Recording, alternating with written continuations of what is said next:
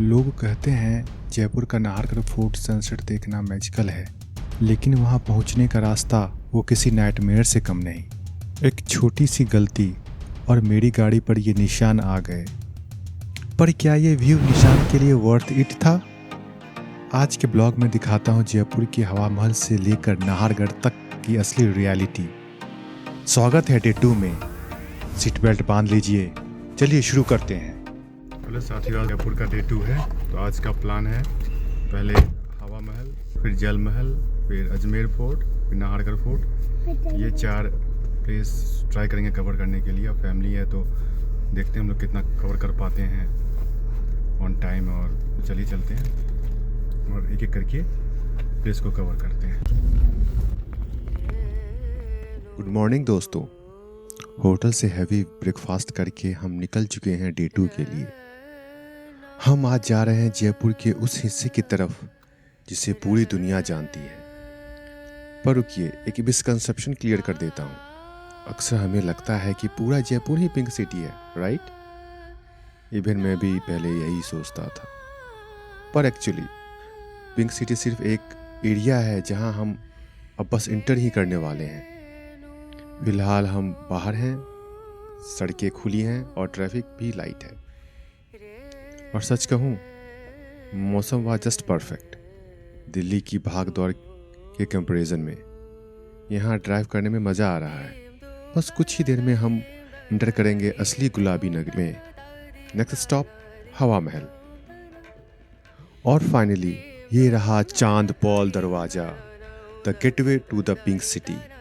जैसे ही हमने इस दरवाजे की ओर क्रॉस किया, it's felt like we entered a different world all together. Scene पूरा चेंज हो गया था। हर तरफ वही आइकॉनिक सिमेट्री, एक जैसे दिखने वाले शॉप्स और सब कुछ एब्सोल्युटली पिंक। यहाँ आकर लगा कि हाँ, अब हम असली जयपुर में हैं। लोग इसे पिंक सिटी कहते हैं, पर क्या आपको पता है यह असल में गेरुआ कलर का है? दरअसल 1876 में प्रिंस अल्बर्ट के स्वागत के लिए पूरे शहर को पेंट किया गया था। और देखिए, आज भी ये शहर हमारा स्वागत उसी शान से कर रहा है।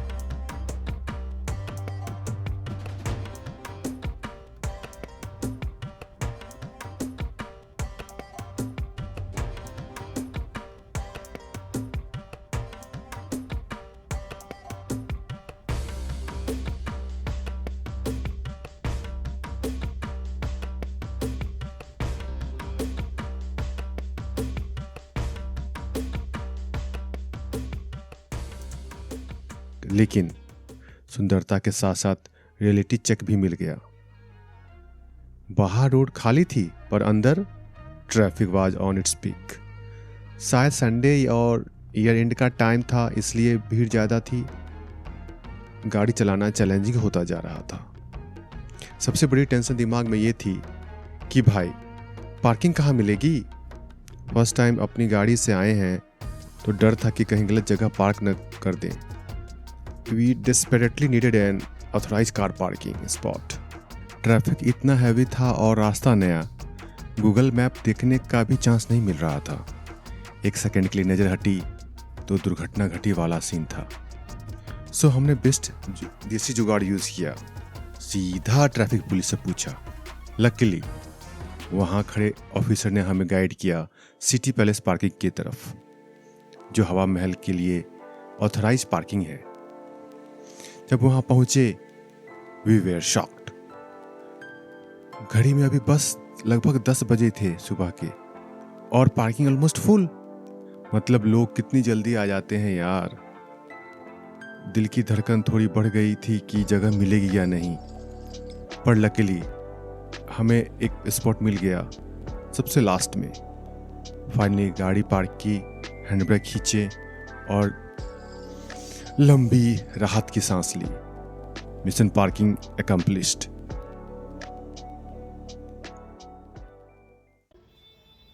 पार्किंग की टेंशन खत्म करके हमने शुरू की अपनी पैदल यात्रा। पिंक सिटी के स्ट्रीट पर पैदल चलने का मजा ही कुछ और है। साइड में local vendors, colourful handcrafts and Rajasthani vibes. मन कर रहा था बस देखते रहें। करीब 5 से 10 मिनट की वॉक के बाद फाइनली वो मोमेंट आ गया जिसका हमें इंतज़ार था। मेरे सामने खड़ा था द आइकॉनिक हवा महल। इसका पहला लुक ही इतना मेस्मराइजिंग था कि हम वहीं रुक गए। ऑफ कोर्स यहाँ आकर फ़ोटोशूट नहीं किया तो क्या किया, फैमिली के साथ कुछ मोमेंट कैप्चर की, सेल्फी क्लिक की। और सच में दोस्तों, ये छोटी छोटी खिड़कियाँ, it's looks absolutely unreal in person. कैमरे का लेंस शायद इसकी पूरी ब्यूटी कैप्चर नहीं कर सकता, but we tried our best.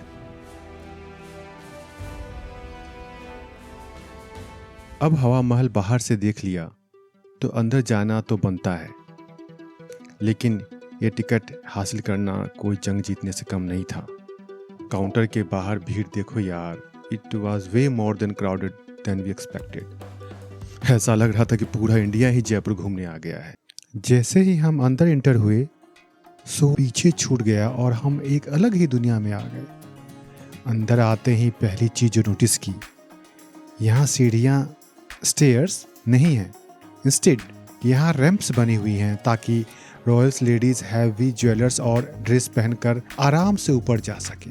और यही इस जगह की खास बात है। हवा महल को 1799 में महाराजा सवाई प्रताप सिंह ने बनवाया था।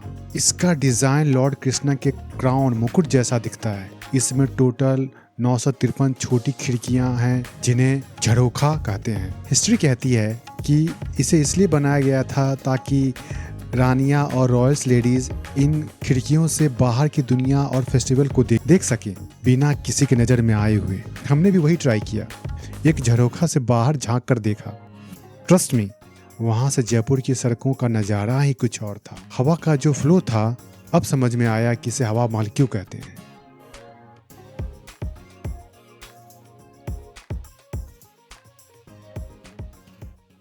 हिस्ट्री और आर्किटेक्चर तो अपनी जगह है, लेकिन इस ब्लॉक की असली स्टार तो अब एंट्री लेती है। हवा महल की इन खूबसूरत खिड़कियों के बीच में बैकग्राउंड में ये हेरिटेज और फोरग्राउंड में ये परफॉर्मेंस। ऐसा लगता है जैसे पुराने ज़माने के महल में आज की फ्रेश एनर्जी आ गई हो। लोग कहते हैं हवा महल हवा के लिए बना था, पर मुझे लगता है ये ऐसे ही क्यूट मोमेंट्स कैप्चर करने के लिए परफेक्ट बैकड्रॉप है। Definitely the best shot of the day.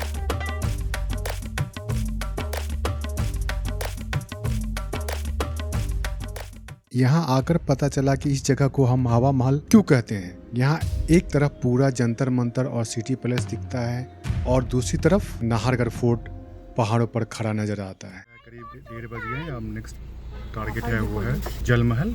तो चलिए वहाँ चलते हैं, देखते हैं वहाँ का रास्ता कैसा है। यहाँ हवा महल यानी एयर एक्सप्लोर करने के बाद हमारा नेक्स्ट स्टॉप था जल महल यानी वाटर। नोटिस किया आपने, हवा से सीधा पानी। ये जयपुर नहीं, ये तो एलिमेंट्स ऑफ नेचर का टूर बन गई है। हमने मैप सेट किया और निकल पड़े, लेकिन गूगल मैप्स तो गूगल मैप्स है। उसने हमें मेन रोड की जगह एक शॉर्टेस्ट राउट सजेस्ट किया। हम भी अनजान थे तो बस फॉलो कर लिए, और अगले पल हम थे जयपुर की एक्सट्रीम नैरो गलियों में। रास्ता इतना तंग था कि एक बार तो लगा कि गाड़ी फंस गई। अगर आप नए जगह ड्राइव कर रहे हैं तो गूगल के शॉर्टकट्स कभी कभी एडवेंचरस हो जाते हैं।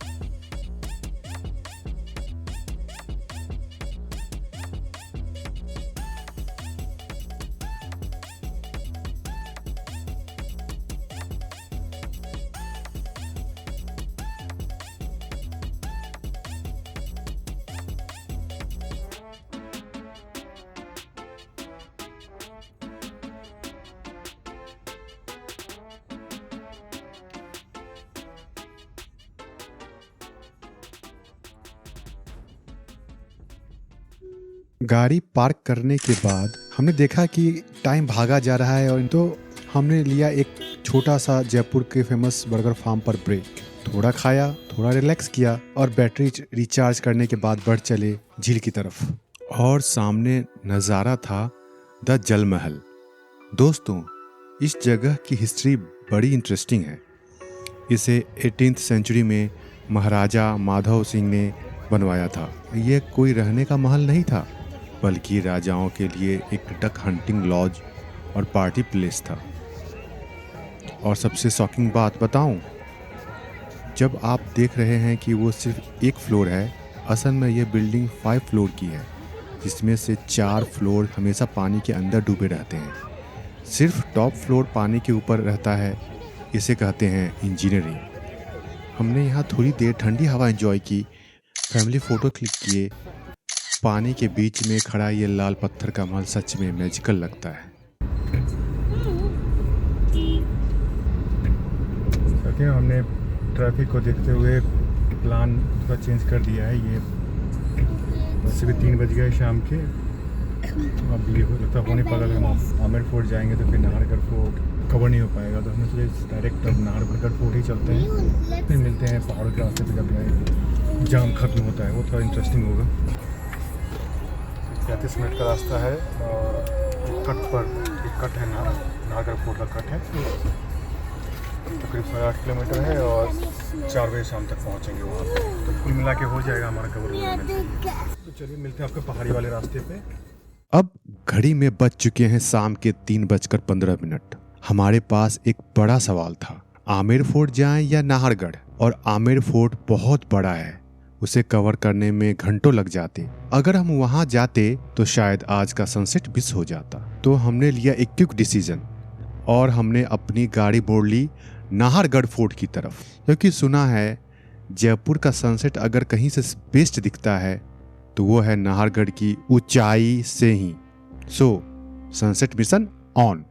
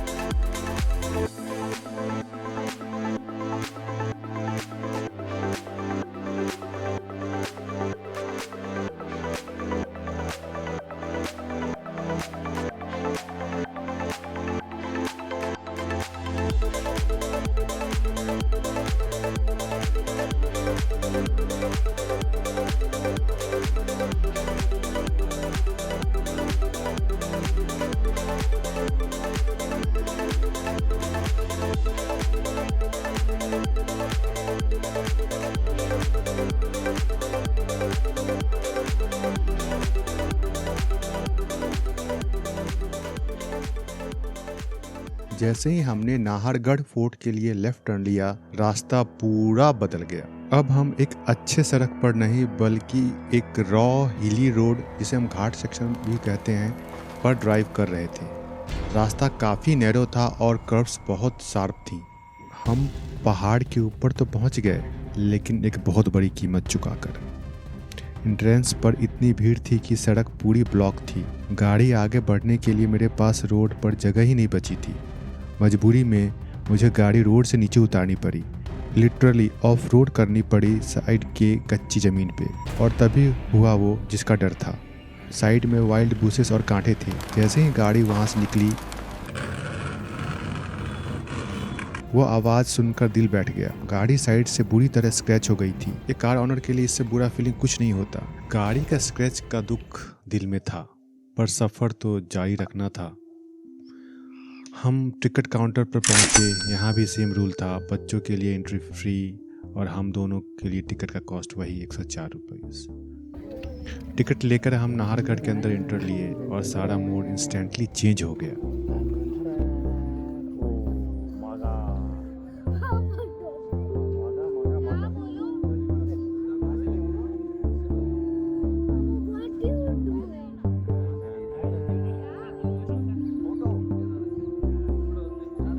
स्क्रीन पर जो नज़ारा था वो किसी जादू से कम नहीं था। ऐसा लग रहा था जैसे हम हवा में तैर रहे हैं, like we are flying over Jaipur. नीचे पूरा शहर पीली रोशनी में चमक रहा था और ऊपर से ये व्यू, गाड़ी का दुख हम वहीं भूल गए।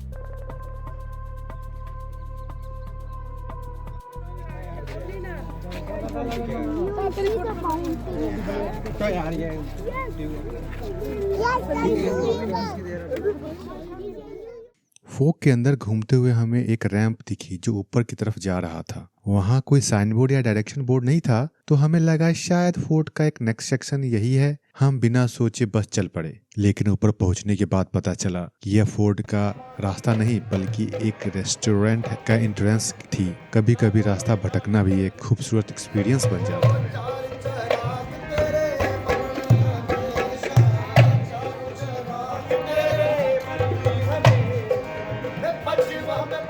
रेस्टोरेंट से निकलकर हमने पकड़ी वो तंग और पुरानी सीढ़ियाँ जो फोर्ट के सबसे टॉप पॉइंट तक जाती है।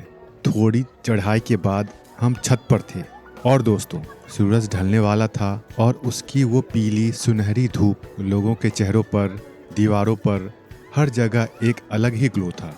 अक्सर हम जयपुर को पिंक सिटी के नाम से जानते हैं, पर इस वक्त इस रोशनी में मुझे लगा कि इसके अंदर एक छोटी सी गोल्डन सिटी भी छुपी हुई है। Just joking.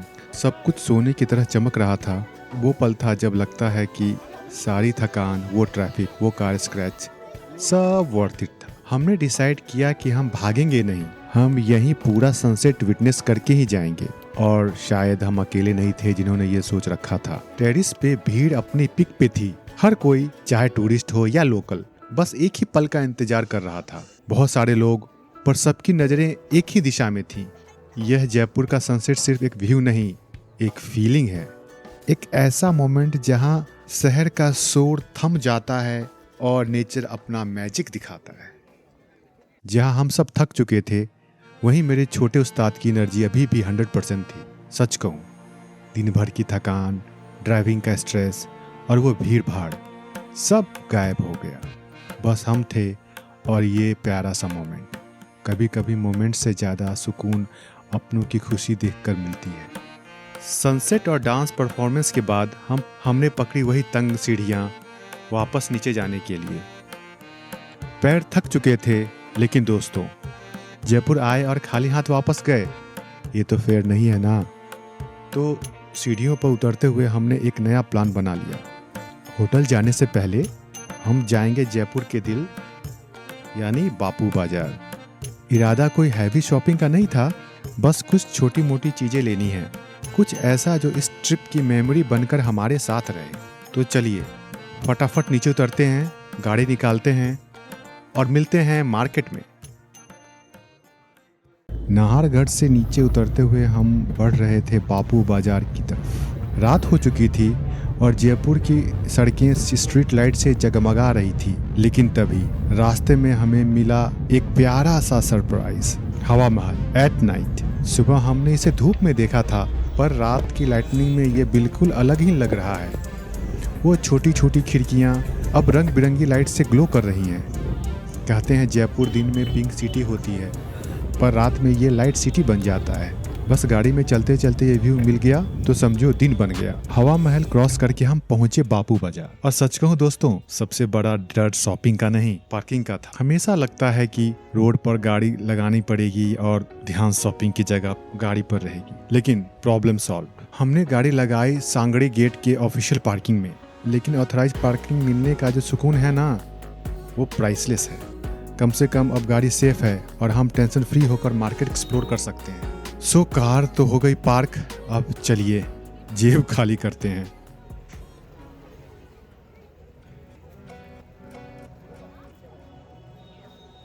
बापू बाजार में हमने शुरू की अपनी शॉपिंग हॉपिंग मिशन। एक दुकान से दूसरे दुकान, भले ही आप कुछ खरीदे ना, बस विंडो शॉपिंग करने का भी ये एक एक्सपीरियंस है। लेकिन दोस्तों, शॉपिंग करते करते पेट में चूहे दौड़ने लगे, तो हमने लिया एक छोटा सा फ्यूल ब्रेक। गरम गरम स्ट्रीट पॉपकॉर्न, सर्दी की शाम, जयपुर की सड़कें और हाथ में नमकीन पॉपकॉर्न, ये कॉम्बिनेशन को कोई बीट ही नहीं कर सकता।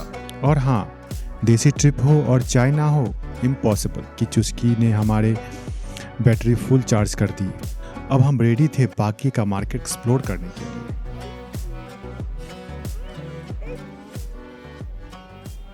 शॉपिंग कंप्लीट हो चुकी थी। हमने बजरंग बली के दर्शन किए। कहते हैं किसी भी यात्रा का अंत अगर ईश्वर के दर्शन से हो तो ये यात्रा सफल मानी जाती है।